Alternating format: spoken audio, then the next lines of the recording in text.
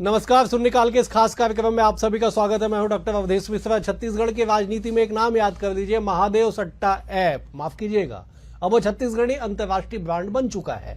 एक ऐसा ब्रांड, एक ऐसा सट्टा का ऐप जिसने 2023 के चुनाव में, विधानसभा चुनाव में खलबली मचा दी। तात्कालिक मुख्यमंत्री से लेकर सत्ता से जुड़े कई लोगों पर गंभीर आरोप लगे। 5-5 IAS IPS के यहां छापेमारी की गई, लेकिन ढाक की 3 पात कार्रवाई के नाम पे कर दी गई। लगभग 3800 करोड़ रुपए की संपत्ति जब्त कर ली गई, अटैच कर ली गई। लेकिन आज भी इस मसले पे राजनीति चरम पे है। ताजा मामला है विकास जैन की गिरफ्तारी के बाद। विकास जैन की जैसे ही गिरफ्तारी होती है, राजनीतिक गलियारों में हलचल तेज हो जाती है। कांग्रेस कहती है कि बीजेपी से जुड़े हुए व्यक्ति की गिरफ्तारी मतलब ये कि बीजेपी इसमें इन्वॉल्व थी, जबकि बीजेपी का यह दावा है कि कांग्रेस के समय में, कांग्रेस के संरक्षण में ये ऐप फला फूला और आज इस स्तर पे है कि इस पे राजनीति भी होने लगी है। बहरहाल छत्तीसगढ़ में क्यों इस मामले को लेकर इतनी तेज सियासत हो रही है, आज इसी विषय पे करेंगे चर्चा। लेकिन उससे पहले देख लीजिए खास रिपोर्ट।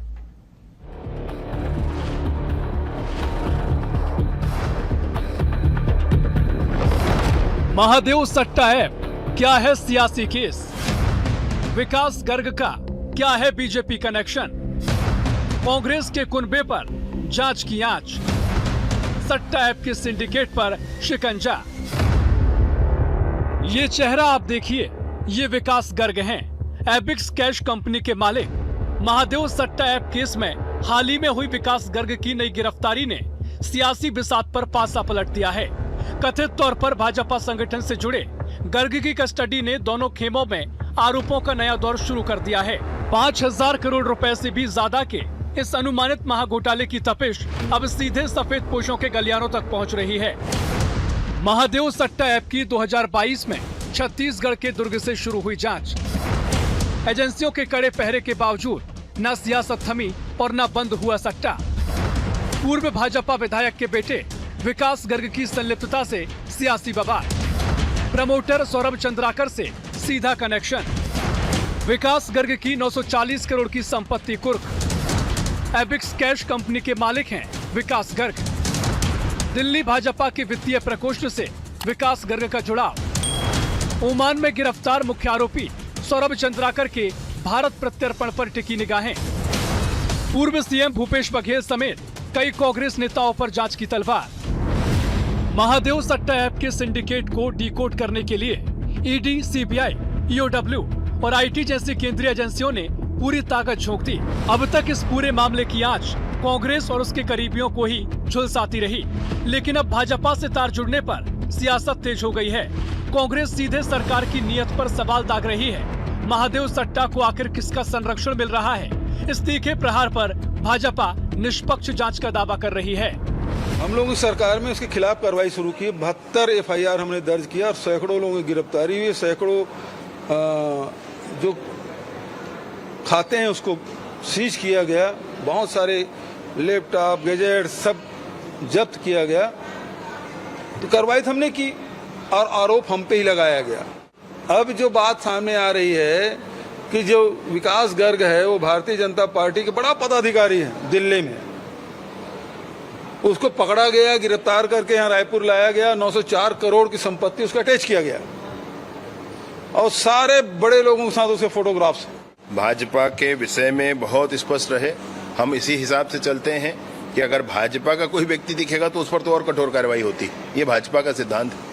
लेकिन इन्होंने जिस तरीके से संरक्षण दिया था चीजों को, आज कितने ऑनलाइन ऐप इसमें बंद किए गए हैं उसका रिकॉर्ड मैंने पिछली बार आपके सामने रखा था, वो 100 से ऊपर है और आगे भी कर देंगे।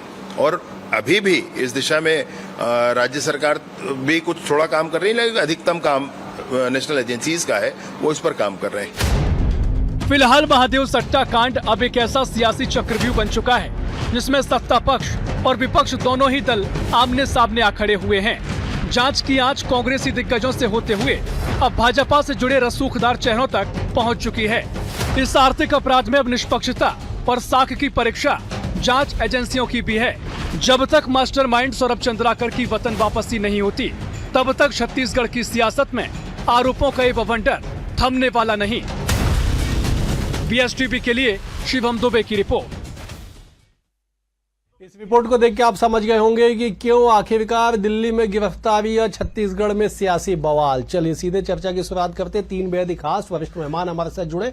मेहमानों का परिचय आपसे करा देता हूं। बीजेपी की ओर से राजीव चक्रवर्ती जी हैं, वरिष्ठ नेता हैं, प्रवक्ता है। राजीव जी बहुत स्वागत है आपका। कांग्रेस की ओर से सुप्रीम कोर्ट के अधिवक्ता अमित श्रीवास्तव जी हैं, कांग्रेस पार्टी के मुख्य प्रवक्ता है। अमित जी आपका भी बहुत स्वागत है। बतौर राजनीतिक विश्लेषक सुबह के वरिष्ठ पत्रकार के शर्मा जी हमारे साथ है। के जी आपका भी बहुत बहुत स्वागत है। के जी, महादेव ऐप की चर्चा 2023 के चुनाव में जिसने व्यापक असर डाला हो भ्रष्टाचार को लेकर एक नैरेटिव बनाने पे, उस पे चर्चा आज तक जारी है। चुनाव के 2.5 साल बाद भी इतनी तेजी से चर्चा हो रही है। अब थोड़ा सा राजनीतिक तौर पे अनबैलेंस दिखाई पड़ रहा है। मतलब पहले जो आरोप कांग्रेस के ऊपर लगते थे, अब वो आरोप संरक्षण देने का बीजेपी के ऊपर लगने लगे हैं विकास गर्ग के गिरफ्तारी के बाद। के जी कैसे देखते हैं इसे आप? अवधेश जी, ये आरोप भूपेश बघेल शुरू से लगा रहे हैं, इस चीज को देखिए। और ये जो महादेव सट्टा ऐप है, इसको आप देखेंगे कि इसमें सट्टा के कार्य से जो कमाई हुआ वो तो है ही है, उसके साथ ही मनी लॉन्ड्रिंग का मामला भी है। अब ये निवेश का मामला आ गया। विकास निवेश किया, अवैध पैसे को किस ढंग से वैध करता रहा, एबिक्स कंपनी का संचालक बन जाता है। 940 करोड़ रुपए की संपत्ति, मतलब समझिए क्या स्थिति है इसमें। ये मतलब छत्तीसगढ़ के हर व्यक्ति को एक इसके पूरे इतिहास की एक लगभग जानकारी के रूप में 72 मामले भूपेश बघेल के कार्यकाल में होते हैं। 300-400 उसमें गिरफ्तारी की बात आती है। बहुत सारे सॉफ्टवेयर वगैरह जब्त होते हैं। मैं तो कहता हूं इसमें नीचे स्तर से लेकर ऊपर स्तर अब तक आ रहा है। इसमें अधिकारी 5 IPS का नाम बता रहे हैं आप, जिनके यहाँ छापा पड़ चुका है। उसके बाद जो है इसमें सिपाही भी शामिल है, 2 हवलदार भी शामिल है, IPS भी शामिल है, नेताओं के भी नाम आ रहे हैं, कांग्रेस के नेताओं के नाम आए, अब भाजपा के भी आर्थिक प्रकोष्ठ के संयोजक जो होते हैं उनका भी नाम आ रहा है। तो ये सब स्थिति को अब देश की जो भ्रष्टाचार है वो वास्तविक रूप से, यदि महादेव सट्टा ऐप की जो निष्पक्षता पारदर्शिता से जांच की बात कही जा रही है, इसमें बहुत कुछ खुलासा होने वाला है कि इसमें किस ढंग से तमाम प्रकार के राजनीतिक दल की बात करें, और ये भ्रष्टाचारी किसी दल से शामिल नहीं होते। कोई जैसे बिजनेस ठेकेदार होते हैं, राजनीति से संबंध नहीं रहता, राजनीतिक दल के भीतर रह के भी वो अपना काम करते हैं, चाहे किसी भी दल की सरकार हो। मुझे लगता है इसमें बहुत ही गंभीरता निष्पक्षता से जांच की आवश्यकता है, क्योंकि किस ढंग से एक पैसे को इतने 6,000-5,000 करोड़ से ज्यादा बता रहे, इतनी बड़ी राशि का किस ढंग से हुआ है। 400-500 करोड़ रुपए हर महीने का है। भिलाई से शुरू होने वाला जूस बेचने वाला किसी आज के युवा बेरोजगार के लिए आदर्श न बने पैसा कमाई के लिए, ये एक बड़ी एक चुनौती जांच एजेंसी के पास है। जी ठीक है के जी, मैं लौटता हूं। मैं जरा राजीव जी का रुख करता हूं। राजीव जी, के जी ने 2 शब्दों का इस्तेमाल किया कि गंभीरता और निष्पक्षता से इसकी जांच होनी चाहिए। क्या आपको लगता है कि ये गंभीरता, निष्पक्षता और जांच के परिणाम और उस पे कार्रवाई संभव है? देखिए, मैं तो सबसे पहले बहुत उत्साहित हूं कि आज ED CBI को सर्टिफिकेट मिल गया। जो कांग्रेस कहते थे कि ये भाजपा के तोते हैं, मैने हैं, तोता मैना है, क्या क्या नहीं कहता, अर्धसैनिक बलों के ऊपर, सेना के ऊपर, और जो हमारी देश की प्रतिष्ठित जो संस्थाएं हैं उनको कांग्रेस कटघरे में खड़े करती थी, और कटघरे में खड़े करते करते उनके ऊपर मान मर्यादन करती थी। आज ये साफ हो गया कि जो भी देश की जांच एजेंसियां हैं वो निष्पक्ष है, पारदर्शी है, और उनके ऊपर कोई उंगली नहीं उठा सकता।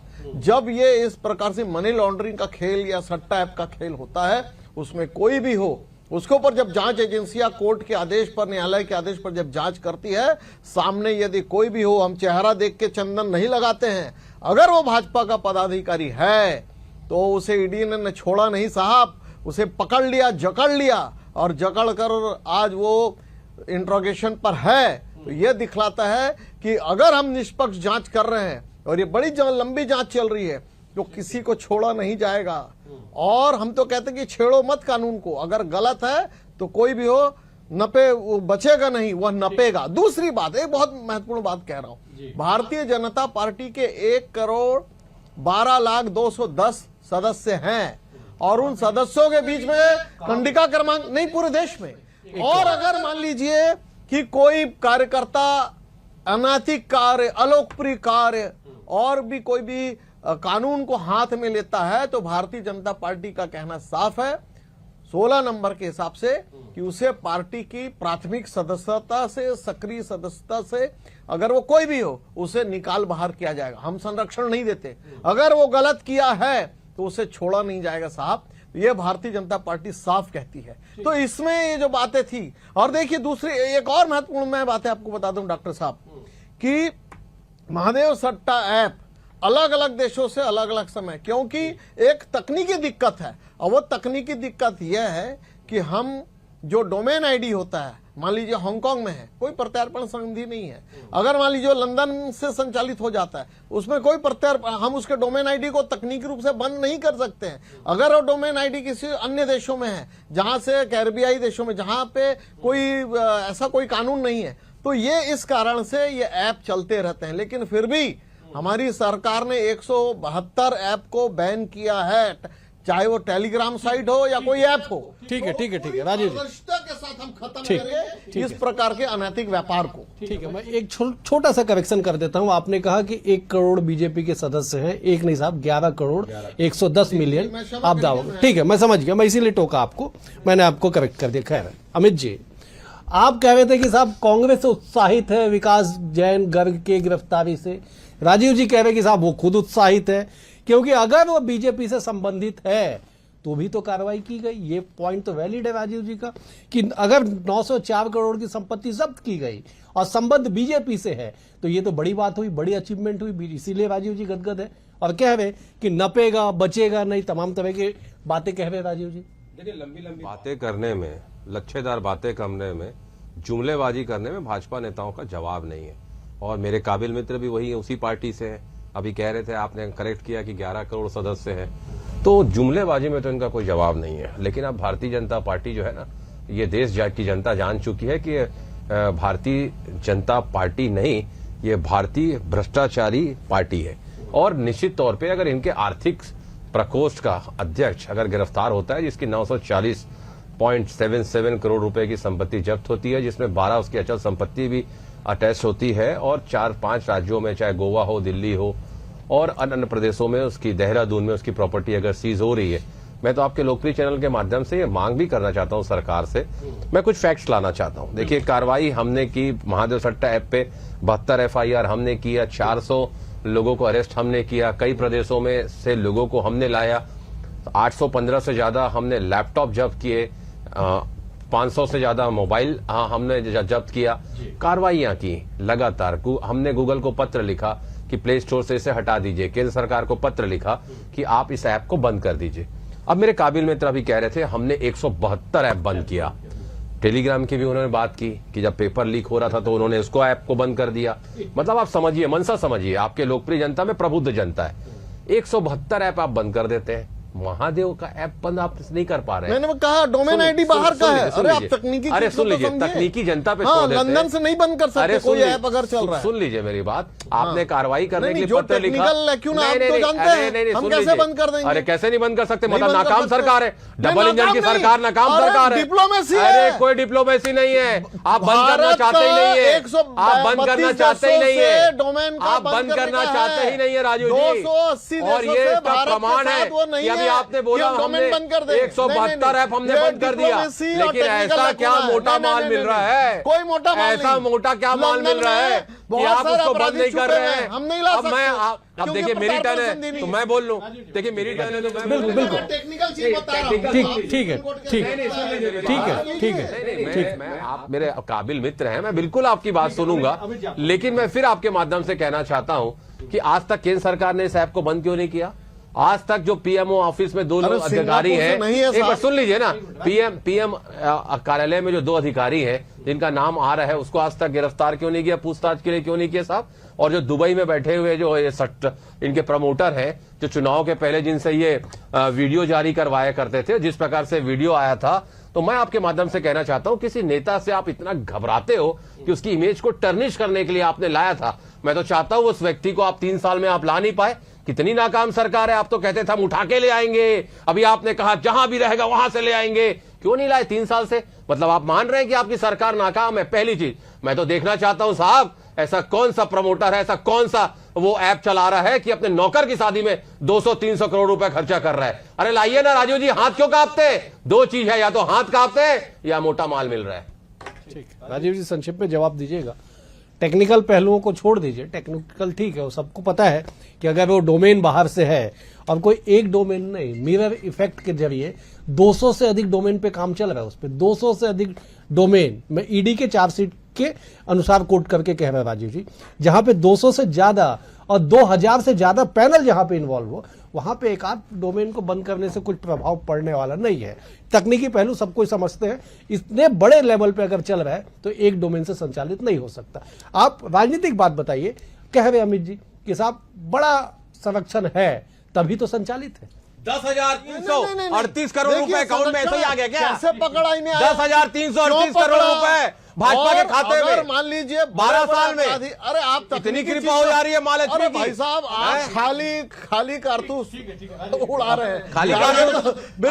अरे आप सुन लीजिए, आप सुन खोलिए अपना फोन अभी। अरे बिल्कुल, देखिए हमारी मंशा है। मुझे तो भूपेश बघेल जी के समय याद है, जब सड़कों पर खुला आम सट्टा होता था, हम थानेदार को फोन करते थे, थानेदार कहते थे साहब बड़े बड़े बंगलों से फोन आता है, सट्टा चलने दो, गांजा चलने दो। वो भूपेश बघेल का कार्यकाल याद है, जब मिलीभगत थी अपराधियों की। आज हम कार्रवाई कर रहे हैं और कोई भी शख्स हो बचेगा नहीं, वो सलाखों के पीछे जाएगा। और जहां तक सौरभ चंद्राकर की या बाकी लोगों की बात है, जिस दिन प्रत्यार्पण हो जाएगा कोई शख्स बचेगा नहीं। हम बड़े बड़े आतंकवादियों को ला रहे हैं या तो ठिकाने लगा रहे हैं साहब। इसीलिए जो जनता जनार्दन है ना, इसीलिए लगातार हमको जनादेश दे रही है। ये जनादेश का मतलब है अपराधी कहीं भी रहे वो बचेगा नहीं, भले वो लंदन चला जाए, सिंगापुर चला जाए, जहां से प्रत्यार्पण संधि हमारी नहीं है, वर्षों से नहीं है, वहां भी हम कोशिश कर रहे हैं उनको लाया जाए। तो देखिए ये जो देश की जनता समझ गई है, जो प्रभु राम का नहीं हुआ वो देश का नहीं हो सकता। अरे प्रभु राम के लिए हमने लड़ाई लड़ी, लोग क्या बात करेंगे? हमने लड़ाई लड़ी, आप तो राम को नहीं मानते।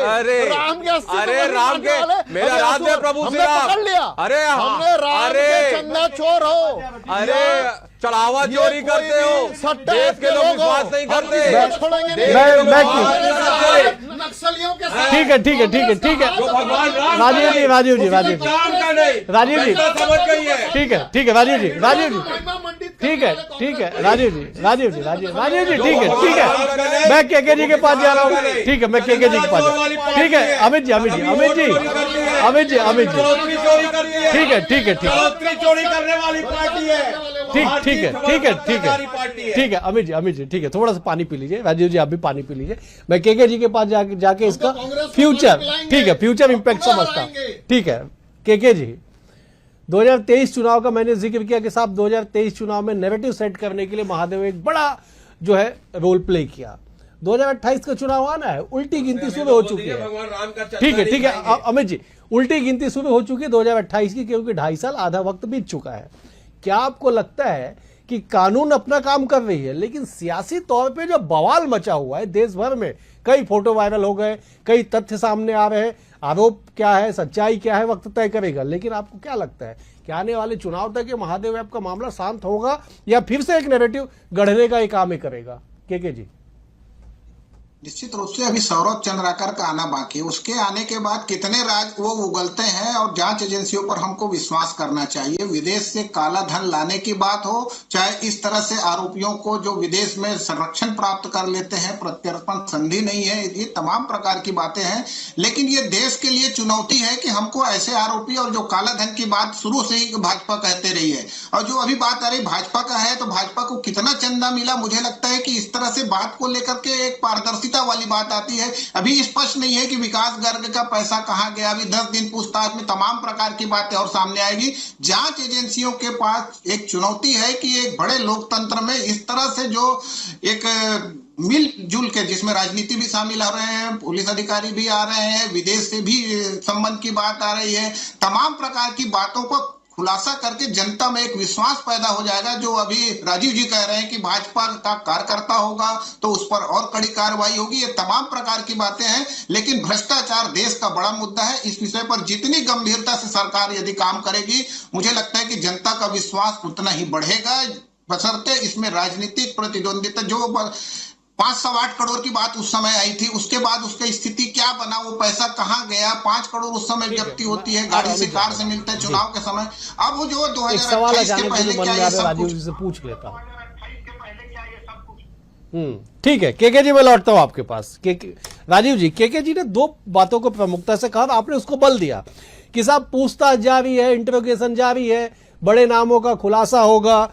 अभी केके जी कह रहे थे कि अभी तो सौरभ चंद्राकर से पूछताछ और खुलासा होना बाकी है। बहुत साधारण सा सवाल है, एक नाम बता देता हूं मैं, नव्या मलिक। जब गिरफ्तारी होती है तो पुलिस के द्वारा कहा जाता है कि साहब लगभग 800 लोगों का नाम है जो इस पूरे मामले में रैकेट में इन्वॉल्व थे। 80 पे कार्रवाई हुई क्या? मैं इसीलिए बार बार कह रहा हूं कि क्या पूछताछ होने के बाद व्यापक स्तर पे धरातल पे जाके कार्रवाइयां होगी या केवल कागजों में गोल गोल घूमेगा? राजीव जी, देखिए बहुत सारे जो देखिए अपराध होते हैं, एक आर्थिक अपराध है, दूसरे प्रकार के अपराध है, एक नक्सलिज्म भी एक अपराध था, उसे जड़ से समाप्त हमने किया है। कहते थे अगर ये सीमा पार आतंकवाद से भी बड़ा आतंकवाद है और हम इस पर कुछ कर नहीं पा रहे, मनमोहन सिंह जी कहते थे। बड़ी श्रद्धांजलि देता हूं और उनकी आत्मा भी प्रसन्न होगी, हमने सीमा पार आतंकवाद को भी समाप्त किया है, लाल आतंक को भी समाप्त किया। और ये जो आतंक है, जो पैरेलल इकोनॉमिज्म जो चलती है, उस आतंकवाद को भी, जिसमें जो लोग बच्चे शामिल होते हैं उस ऐप के माध्यम से, उसको भी खत्म करने के लिए हम पूरी तरह से कार्रवाई कर रहे हैं। पारदर्शिता है, इसीलिए कोई भी, चाहे नव्या मलिक पकड़ा है या सौरभ चंद्राकर पकड़ा है या ये जो पकड़ा है कोई भी लोग है, कोई छोड़े नहीं जाएंगे। ये तो लड़ाई है, बहुत बड़ी लड़ाई है। वो मैक्सिको की जो ड्रग तस्करों की लड़ाई थी, कहते थे वो सरकार चलाते थे, उसी प्रकार से ये ड्रग तस्करों के खिलाफ, ये सट्टा ऐप के खिलाफ लगातार हम कार्रवाई कर रहे हैं। और इसमें कोई और देखिए 11 करोड़ कार्यकर्ता, कोई अगर 4-5 ऐसे हो राजीव जी, तो उन्हें भी छोड़ा नहीं जाएगा। ये कौन सी सरकार चला रहे हैं?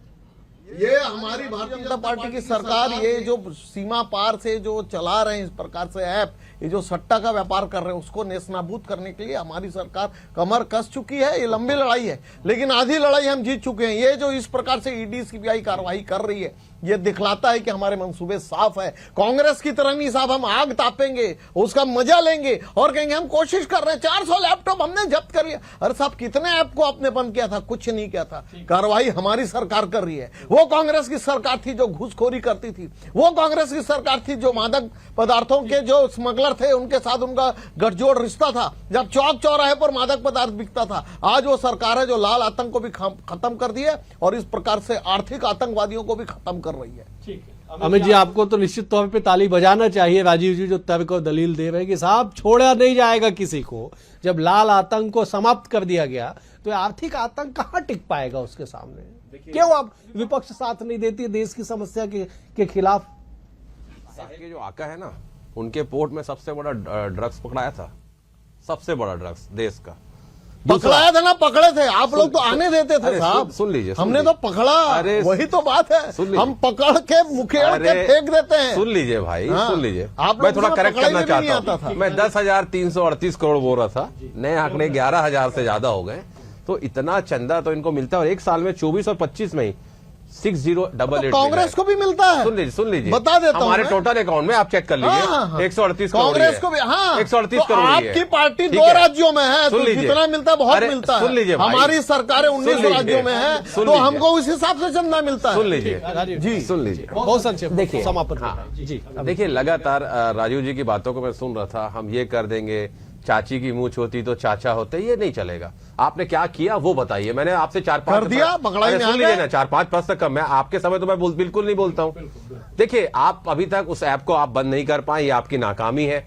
अभी तक जिन अधिकारियों का नाम आ रहा है उस पर आपने कार्रवाई नहीं किया, जो प्रधानमंत्री कार्यालय से अटैच है, उन आपके हाथ कांप रहे हैं। दुबई में बैठे प्रमोटर्स को आप गिरफ्तार करके ला नहीं पा रहे, कहे अलग रहे हैं। अरे दुबई में आप तो उसको दाऊद इब्राहिम को पकड़ के ला नहीं पाया। उसके पार्टियों में आपके नेता नाचते थे, गाते थे, है ना। आपकी सरकार रही 17-24 साल तक, दाऊद इब्राहिम को ला नहीं पाए। हम दुबई से लेके आएंगे। इंस्ट्रक्शन मिला है खाद्य परिसर से कि कांग्रेस के प्रवक्ताओं को आखिरी में आप दुबई में बैठा आदमी को कैसे ला सकते हैं जब दाऊद इब्राहिम को ला नहीं पा रहे हैं? हमारी संधि नहीं है। आप डिप्लोमेसी के ऊपर अगर प्रश्न करेंगे क्यों नहीं ला पाए, साहब वो आ जाए हम तो फांसी में लटका देंगे।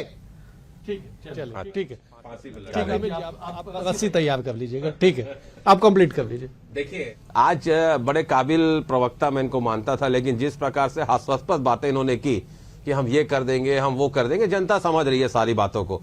और मैं आपके माध्यम से एक ही चीज कहना चाहता हूं कि किसी नेता की इमेज को टर्निश करने के लिए आपने चुनाव के समय जो काम किया था, जनता सारी चीजों को समझ रही है। 3 साल हो गए साहब, 3 साल में आप उनको दुबई से नहीं ला पाए, 3 साल आपने कोई इस ऐप को आप बंद नहीं करा पाए। ये सबसे बड़ी आपकी नाकामी है कि ऐप आज भी चल रहा है, आप उसे नहीं कर पा रहे। दूसरा, आपके नेताओं का इसमें जब नाम आ रहा है, मतलब कहते हैं ना अवधेश जी कि हम भी भरेंगे तो ये करेंगे बदनाम, और ये कत्ल भी करेंगे तो उसकी चर्चाएं नहीं होंगी। ऐसा नहीं चलेगा, ऐसा नहीं चलेगा। जवाब दीजिएगा, इसका असर आने वाले समय पे कितना होगा नकारात्मक तौर पे? के जी 10 सेकंड में मुझे समाप्त करना है। नकारात्मक तौर पे यदि प्रभाव देखेंगे तो इसमें क्या है, यदि एजेंसियां पूरी तरह से यदि काम बेहतर करती तो सकारात्मक प्रभाव ही आएगा। चुनाव में जो दल की संलिप्तता आएगी, जिन नेताओं के नाम आएगा उनको नुकसान होगा। ये तो स्वाभाविक सी बात है। जनता की अदालत में भाजपा को इसलिए भी लाया गया कि इस तरह से तमाम भ्रष्टाचार के आरोप कांग्रेस सरकार पर लगाए, उन पर जांच हो रही है। क्या न्यायालय में वो सही ठहरता है? जो आरोपी अभी लाए जा रहे हैं, छत्तीसगढ़ में 400 आरोपियों के नाम है महादेव सट्टा। अभी यदि सट्टा चल रहा है, क्या छत्तीसगढ़ के युवा अभी भी शामिल है? उसके बाद क्या पुलिस की कार्रवाई सक्रियता कितनी है? ये मुझे लगता है कि पूरी तरह से भ्रष्टाचार। चले के जी, समय का अभाव है, मुझे समाप्त करना होगा। आप तीनों मेहमानों का बेहद शुक्रिया। के जी आपका शुक्रिया, अमित जी आपका शुक्रिया, राजीव जी आपका भी बहुत बहुत शुक्रिया। कुल मिला के इस बात को समझिए कि महादेव सट्टा ऐप एक ऐसी गुत्थी बन चुकी है जिसमें परत दर परत जो है नए नए राज और खुलासे होते जा रहे हैं। ये खुलासों का सिलसिला कब तक चलेगा, कहां जाके थमेगा, वक्त तय करेगा। लेकिन फिलहाल विकास जैन की गर्ग की गिरफ्तारी के बाद छत्तीसगढ़ सहित देश भर की सियासत में एक बवंडर सा मचा हुआ है। फिलहाल आज के लिए इतना ही। कल एक और विषय के साथ होगी मुलाकात। बने हुए BH टीवी के साथ। नमस्कार।